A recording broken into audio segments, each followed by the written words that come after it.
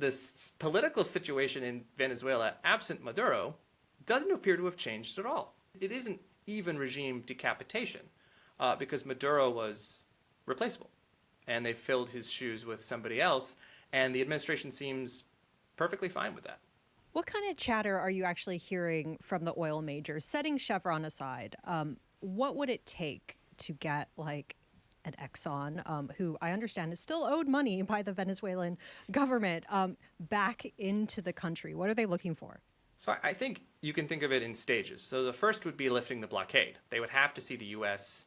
saying publicly Venezuela can export oil again, because no one's going to want to go in and spend money in Venezuela if they can't be guaranteed access to foreign markets, right?